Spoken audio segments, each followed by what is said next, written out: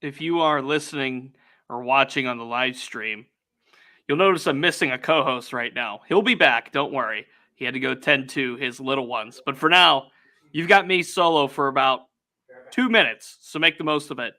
A good Tuesday afternoon, everybody. This is the Southside Beat. Streaming live, there's Chris. That took only 20 seconds. You weren't gone that long. No, duty calls. Duty calls. Duty calls. What's up, everybody? Chris is here. His kids are on fall break. So that means... Which is a thing now. That means chaos. That was not a thing whenever I was a kid. That means chaos 24/7. The teachers aren't handling it for you today, buddy. You got to get on it. Nope. You got to get on it. Chris is here now. I am Corey, of course. The Southside Beat every Monday through Friday, 3 to 3:30. Live on YouTube on DK Pittsburgh Sports, and then later where podcasts are found. We are day 2 into the Steelers bye week, Chris, but that doesn't mean that things are not happening. Oh, no. No, plenty happened today. Plenty did happen today. So just on my end, you at home are thinking, well, the Steelers are 3-2. They're on a bye week. Nothing's going on. We're going to chill. No, there's no chilling. They're still working.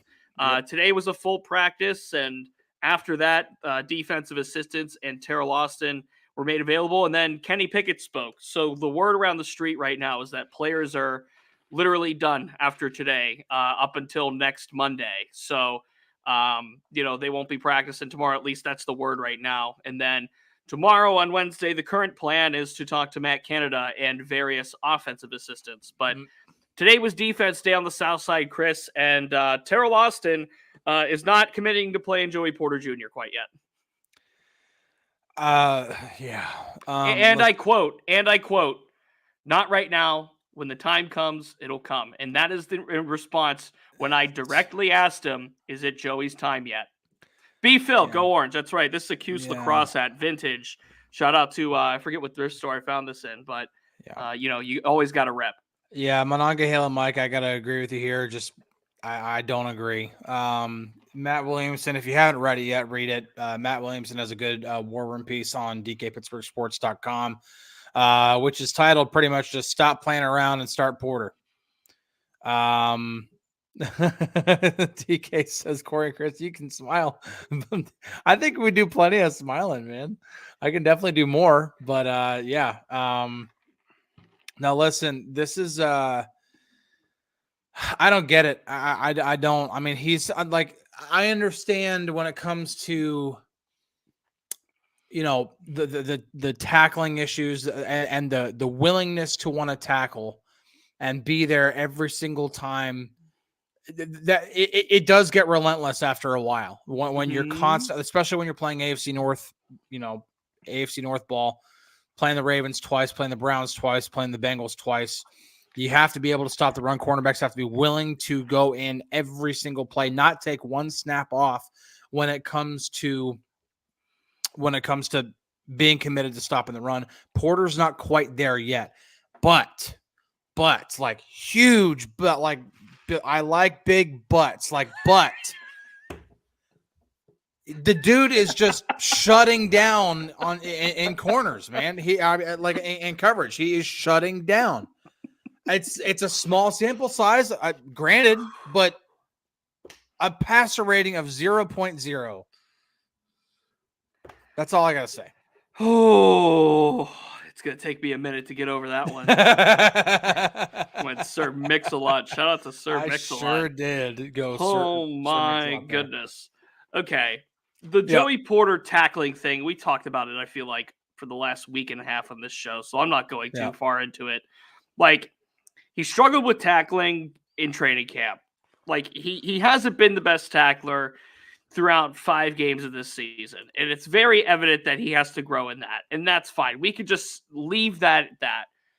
But the coverage and what he has done as a shutdown cornerback in his snaps on the field, it can't be argued against at this point. Especially whenever the other two are struggling so bad. There's a large enough sample size, and I'll agree a point here with Mr. Malveaux. The interception was candy. Lamar Jackson threw it right to him. However, Porter still had to outwork Odell Beckham for positioning. If you watch the replay, he had to get the proper positioning on Odell Beckham to even be able to make that play in the first place. So, yes, Joey's coverage skills, while the interception was a gimme, his coverage skills have been unmatched, unquestioned. He's been arguably the best cover rookie out of himself, Devin Witherspoon, and Christian Gonzalez, the three rookies, the cornerbacks that were taken in the top 32. So, well, there were definitely, I think there were a couple more in there. There were a lot of cornerbacks taken, but either way. Well, Deontay Banks, but anyway. Yeah, either way. Those are the three that's like getting talked about, but this is a really strong rookie cornerback class, and all of them are making impacts. Yeah. Like, as of this point, it feels like the easy thing, like the slam dunk thing to do with this secondary is to start Joey in place of Pat P and play Pat P on the inside, and that's just an upgrade in two different spots. Yeah. Listen, I mean, the fact that, and I saw somebody bring up that, they're not throwing to his side of the field, like whenever he's out there, like, how is that a bad thing? Good. Like, I'm not saying that, like, who brought it up said it's a bad thing. I'm just saying that's a great thing. There was the same thing at Penn State. Like, they couldn't throw to his side of the field because they knew they had no chance, or had a very, very small percentage chance of getting a completion when they were throwing in his direction. So if you're on the field for 76, I think it is, coverage snaps, and you've only seen 12 targets, that means, quick math off the top of my head, 64 of the snap of your coverage snaps, they're not even looking in your direction, or they did look in your direction, and you've already got them locked down enough where they have to go somewhere else. Mm-hmm. So that is already is a win right there. And then you go on top of the fact that out of the 12 targets he's seen, or I don't remember how many it is, he's only allowed one catch. And he has one pass breakup, and he has one pick. Here's the point from B. Phil. Doesn't need a tackle if the wide receiver he's covering doesn't get the ball. Well, the thing with the tackling, yes, that's in terms of coverage, but the tackling thing has to do with run support. And if there's anything that we've really, really seen this season when it comes to the Steelers' lack of run defense, it's the cornerbacks not being able to tackle, not being able to contain their edge, not being able, because the long run for the Browns that ended up going for a touchdown or close to it, I can't remember, but the really long one, Levi Wallace didn't do his job at setting the or containing the edge as the cornerback. Same thing happened against San Francisco. It's happened in multiple games this year. The cornerbacks did not do well in run defense in Houston. Nobody played well in Houston, but same thing, there. It's been a problem. And if that's the weakest point of like Joey Porter Jr.'s game, it is something that does matter. I'm not trying to take that away. I'm just saying Levi Wallace and Patrick Peterson aren't doing either one. At least Joey Porter Jr. is getting the coverage area of it down. So let him out there, let him go out there, let him start and be the guy who's going to shut people down. I like this comment from Brett. There has to be something in practice they're seeing that he's doing wrong and could be exposed. And this was part of the negative remarks about Joey Jr. coming out of the draft.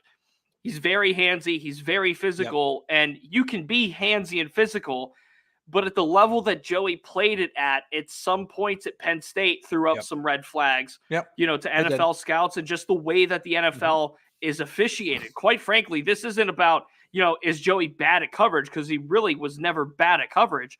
It was just, how is his style going to translate? And is he going to get flagged every other play he's out there? He hasn't gotten flagged yet. Nothing negative has happened in the coverage department. But the concern right now is the helping with the run game. If you watched, what Houston was able to do, or rather what Cleveland was able to do, the plan is see Levi Wallace, Pat Peterson, run it Levi Wallace, Pat Peterson. Yep. This isn't just a Joey Porter thing when it comes to defensive backs and their lack of tackling. This is also Joey Porter. This is also, Pat P, Levi Wallace, and Shannon Sullivan, etc.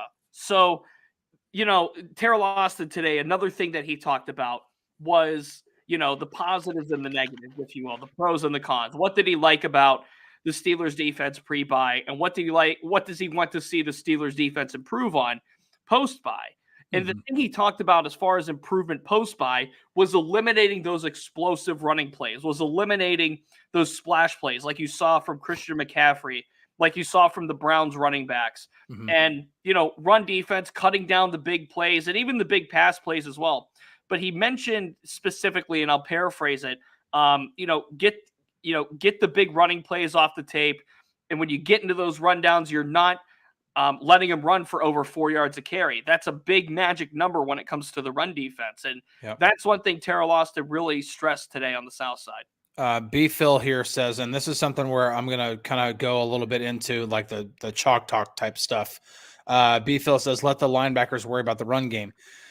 Run defense is, I mean, just like pass defense. I mean, this sounds like a cliche, but it really is an 11-person job. It just is. I mean, yeah, you have your interior defenders need to eat up space, need to, keep their gap integrity. Edge defenders need to make sure that they're containing their edge. Linebackers need to fill open gaps. Cornerbacks, especially in today's NFL, because outside zone is very popular. It is a very, very popular concept that is called. The Steelers run it predominantly, and the entire goal of that, the entire goal of outside zone, especially if you hit your main attack point, which is usually off tackle, is get one-on-one with the cornerback. That's what all teams are trying to do whenever they run outside zone. They want the running back to have a one-on-one with the cornerback. If they block it properly, it will be running back versus cornerback, and that usually favors the running back. That's one of the several reasons why the Steelers predominantly want to run outside zone with Najee Harris. Mm-hmm. Because if you get Najee Harris one-on-one with a cornerback in space, more times than not, he's going to win that. That's just, you're playing the percentages at that point. It's the same thing. It's the same concept right now. Teams are seeing, Houston did a great job of it. Houston's seeing, wow, these cornerbacks are not doing well in run defense. We're going to run outside zone and run right at them. And what happened? Dameon Pierce ran all over them. Devin Singletary ran all over them. I mean, that's just the way it went. And cornerbacks absolutely have to play their part in the run game as well. It's not something that they can just forget about, let the front seven handle it, especially in today's day and age where the Steelers are running out of their nickel formation more than anything else, because sub-package football is just the norm nowadays. That's not just a Steelers thing. That's across the entire league. Robert asks, why don't the Steelers release coordinator full press conferences? There's nobody to monitor the comment section. That's why. That's their prerogative. I mean, look. Can you imagine the comment section for every Matt Canada press conference? It would be more entertaining than anything I could find on television tonight. It's just, yeah. It would be way too entertaining. And listen, so as a reminder to those who are probably wondering, like, yeah, Terrell Austin gives 7-minute press conferences, but why doesn't Corey and Chris upload the full thing? The short answer is we can't. Yeah. We're not allowed to do it. The NFL has 90 seconds is the max, yeah. The NFL has a rule where every independent outlet, so for example, DK Pittsburgh Sports for 1, the Trib for 2, the PG for 3, 24/7 Sports for 4, etc. So on, it's ESPN for 5, so on and so forth. Every independent outlet is capped to 90 seconds, 1 minute and 30 seconds of video per day that they can post. And that's across all social media channels. Yeah. So that being said, we are not allowed to do it. So we have to pick and choose our spots, which is why if you go on this very YouTube channel that you're listening live on and you go into the videos tab, you'll see, I believe, like 1 minute and 15 of Terrell Austin and then 20 seconds or so of Kenny Pickett. So that's pretty much your cap right there. Swan with the $5 Thanks, super buddy. chat. Hats off to Broderick Jones for looking like a good draft pick and left tackle for this team. It's one game, okay? It's one game, and Broderick Jones was the thing we were going to talk about today. It's one game, but let's see it in another game. Broderick Jones is going to have to help stop some kid named Aaron Donald. I don't know if you've heard of him or not. So that's going to be a challenge week 2 against the Rams. But, man, Chris, I'm really encouraged by what I saw from Broderick. And real quick before we make that point, there is an account that has been releasing full interviews, and trust me, people are aware of that. So, Chris, Broderick Jones. Yeah, Broderick Jones is I mean, it's the whole thing with the Steelers is they don't flap in the wind. That is something, and for the most part, that really does. It's a good thing that Mike Tomlin doesn't do that. He doesn't just go back and forth willy-nilly, because that can really send a very inconsistent message to to the entire locker room, really. However, Broderick Jones, man, first NFL start, goes in against the Ravens. And if there's anybody who really, really, really stresses the importance of the Steelers-Ravens rivalry, it is Mike Tomlin. And for Broderick Jones to go in his first NFL start in that game and play that well, I have a hard time going back to Dan Moore after that. Not saying Dan Moore can't slide over and play right tackle, because Chooks has been very up and down this year, more down than up. I don't know. I mean, I don't know. I'm not there talking with those guys every day. And obviously I'm not seeing what's going on in practice. But I have a hard time. But I disagree with the notion that Joey Porter Jr. shouldn't be starting. He should be starting right now. He's played well enough to do it. The other guys haven't played well enough. It's the same situation with Dan Moore and Broderick Jones. Broderick Jones, game and a half, game and 3/4, whatever you want to call it. He's Bob. Okay, comment of the day from Bob right here. Lamar Jackson great threw comment. his helmet better than the football. It's actually not true, though. I mean, Lamar actually played a really, really good football game. If Ravens receivers catch half of those drops, it's not a Steelers win. You guys would not be very happy. This football team would be 2-3.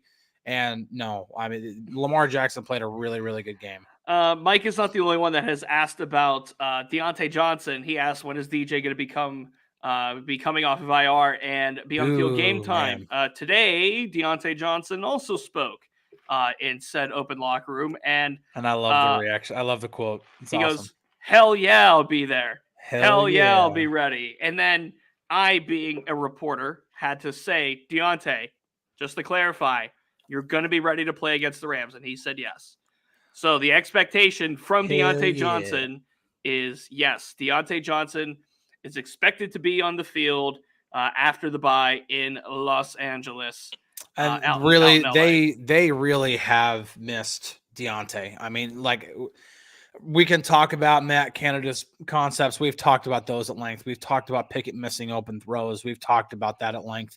Pickett is at least trending in the right direction. He's gotten better since week 1. I might even say that he's gotten better every week. There might have been a bit of a step back from the Raiders game and the Houston game, but overall that Houston game wasn't really Kenny's fault per se, but he was a lot better against the Ravens. I'd say he was probably about as effective as he was against the Raiders. It's just the Ravens have a much better defense than the Raiders. A quick shout out Brent gives to Brad Wing for his services over the last 2 games. In case you missed it, it's on the feed on DKPittsburghSports.com. Brad Wing was released by the Steelers, which indicates that Presley Harvin will be ready to return after the bye. After missing 2 games with his hamstring, I think Brad Wing did a fair job at punting and holding in those 2 games. He did his job correctly. Yep. And that's all you can ask. Hodge asks, how is Pat? And I believe this is Pat Freiermuth. I think Pat is still going to be a couple of weeks out. I think the initial diagnosis on his hamstring injury was that he was going to miss about a month. So I would anticipate him missing the Rams game and potentially the game after that. And then we'll see how it goes. The thing is, they didn't put Pat on IR. And unless they think it's going to last him until, end of November, they could put him on IR, but it doesn't seem like they're long-term concerned over Freiermuth's hamstring right now. So the indication right now is that Deontay Johnson, he says he's going to play against the Rams. Awesome. And then I think Pat Freiermuth is still going to be a couple of weeks out after that. A question from Mr. Nick of Time. What's the plan at center? Hope Mason figures it out. And glad James Daniels will be back after the bye. Here's the thing about Mason Cole, okay? And I know that his blocking hasn't been great this year. The thing that they love about Mason Cole is his ability to read before the snap. and check at the line of scrimmage and kind of be that point guard, so to speak, that helps set everything up before the ball is snapped. And there hasn't really been a snapping issue either this year. What's your take on that whole thing, Chris? Listen, I've been an advocate that you can't change too much on the offensive line. You know, I mean, especially early on in the season. Again, this goes with the whole flapping in the wind thing. The Steelers don't do that, and this is the reason why. Communication is so critical up on the offensive line. Obviously, whenever and we'll hit on this, I'm sure, at some point in the show before the show's over. Obviously, when Kenny sees something and needs to call some sort of protection, that's something different. But when that doesn't happen, Mason Kohler, the center, is good job, Kane. Better off keeping Wayne let go of Gunner. Yeah, well, I mean, if Brad Wayne could also return punts, then maybe. But yeah, he seems like a pretty athletic guy. He does. I mean, he does. Just him standing next to him. Those Aussies, man, they're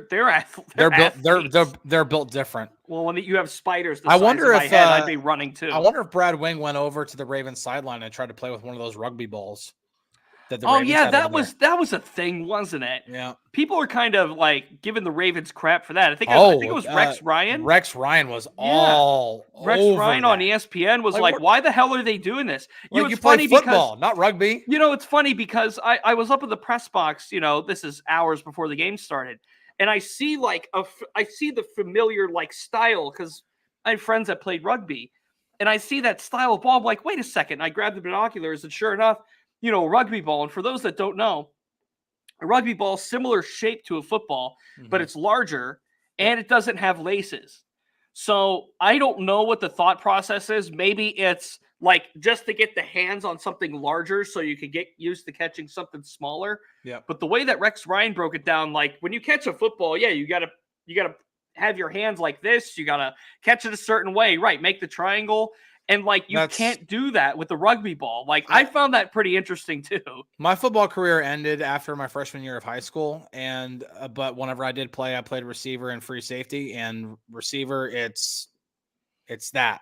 That's a good point from Brent here. It's like teaching baseball kids use a softball. Yeah, it doesn't add up. Yeah, it doesn't make any sense. Robert asks, when is the Southside Beat baseball caps coming out?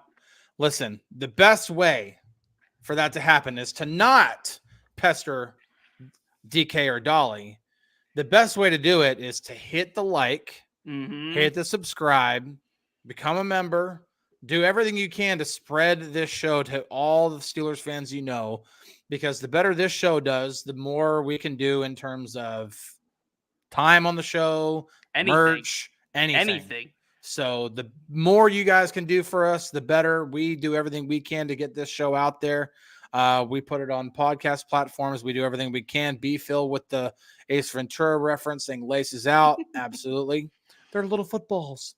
It's just, just do everything you can to help us out because that's the best way.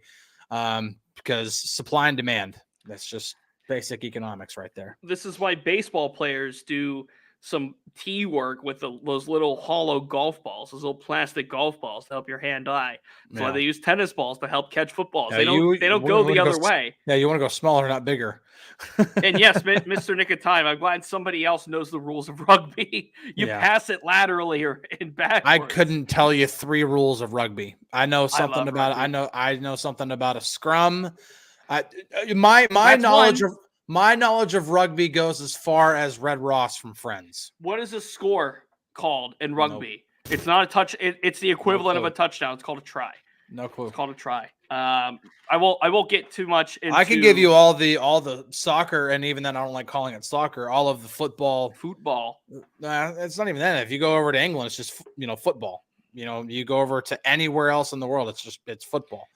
But Robert, we appreciate you sharing, and Jerry, thank you so much, Robert. Appreciate the plug there. Please hit the like button. American football, soccer as it's known here in the States, I love it. It's so fun. Have you been to a live football match? Well, have you been to a live soccer match? Yeah. So actually, the first 2 years of the MLS here, I was living in New Jersey, and my dad and I had season tickets to I mean that now they're the New York Red Bulls, but at the time they were the New York, New Jersey Metro Stars. And we had season tickets to those, and it was first row right in front of one of the goals. So I've been to a lot of matches, and then I've been to a couple of FC Dallas games since living in the Dallas area. But my real goal is whenever I finally do get over to the UK is to go to a Chelsea match. There you go. That would be the big thing for me. I guess this is something I really haven't said in this medium or on the site or anything, but I can't wait for basketball season. When my Cleveland Cavaliers, your Cleveland Cavaliers, our Cleveland Cavaliers tip it back off this season, oh, I'm going to be all over it. I can't wait. I love basketball. I love basketball so much. I have a love-hate relationship with basketball because I love the Mavericks. I love Dirk Nowitzki. I love Luka Doncic. I can't. The game is just so unwatchable now for me. It just is. I don't like the product now. I also don't like the fact that the load management thing really has you never know when you show up oh, well, LeBron's not playing because load management reasons. And it's I just paid all that money for it. There's a couple of different things. It's just, there are so many other tonight, start of hockey. Am I going to be watching the Penguins tonight? You bet your butt. At least I'll be watching the first period until my son's baseball game tonight, but I will be watching the Penguins tonight, and I'll be watching the highlights back whenever I get back from my son's baseball game. I am a gigantic hockey fan. I'm a hockey player. I love hockey. So I'm the same way as you are with basketball. I am with hockey. Matthew's a Sixers fan. I don't know about that, Matthew. What's going on over there? What is that franchise doing? Is James Harden in? Is James Harden out? Does he want to be there? Does he not want to be? What are they doing over there? My Cavaliers, Donovan Mitchell, Darius Garland, Jared Allen, Evan Mobley. I mean, let's win the East. Let's just get it moving. Kane, could not disagree anymore with you with your Celtics comment. Just could not disagree anymore with you. I'm very excited about basketball season to get going this year. B-Phil says Hornets. I don't mind the Charlotte Hornets one bit. And of course, the Penguins. I will be dual screening professional wrestling and Penguins tonight. One on the iPad, one on the television. I won't disclose which is going where. Robert says UConn Huskies basketball. Man, I love that run to the Final Four and the title last year. I absolutely love. Yeah. I love Dan Hurley. I love the run. I love watching that magic.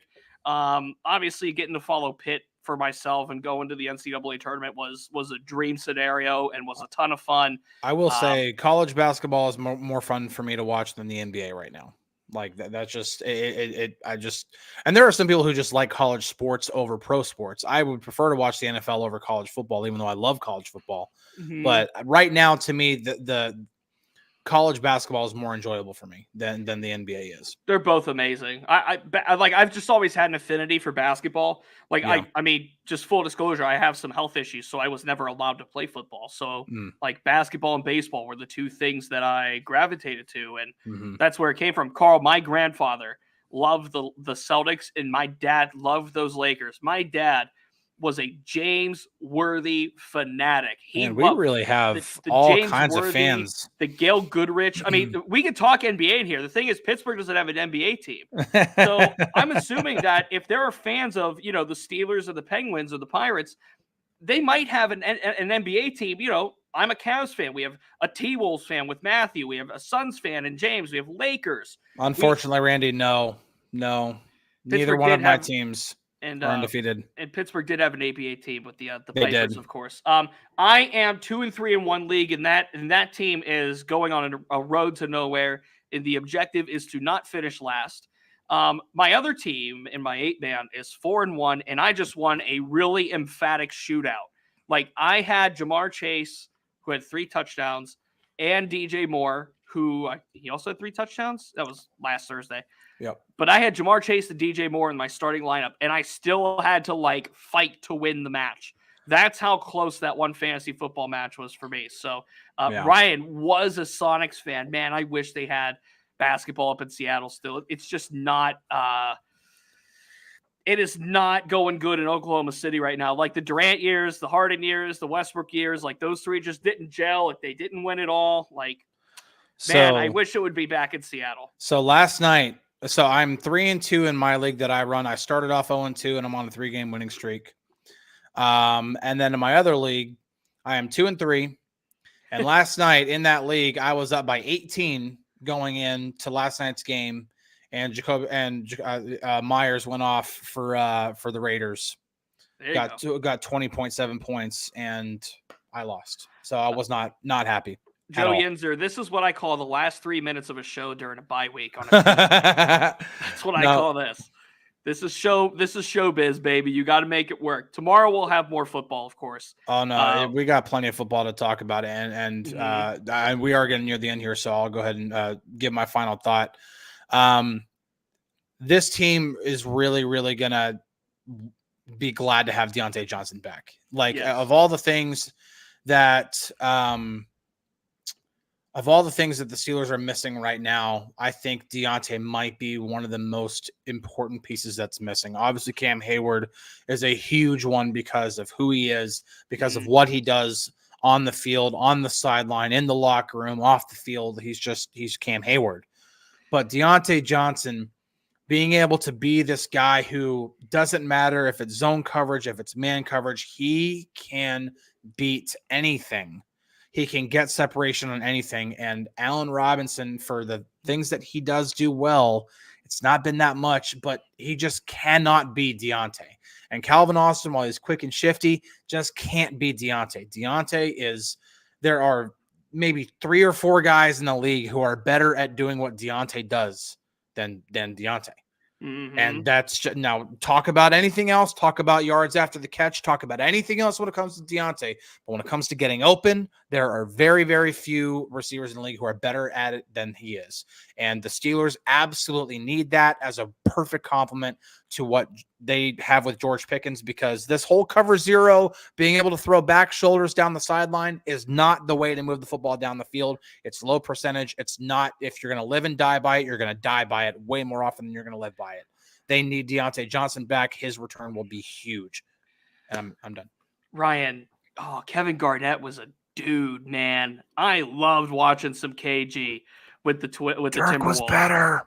Oh, I know you're a Mavs guy. I loved watching. Revolutionize the big man in the NBA. Revolutionize the big man. Well, Tim Duncan. I mean, the big fundamental Tim Duncan. I'm not saying Dirk's better than Tim Duncan. Okay, fine. I'm not saying Dirk's better than Tim Duncan. I'm saying that before Dirk Nowitzki, there was not a 7-footer that would constantly shoot from outside. I hear you. I'm with you on that.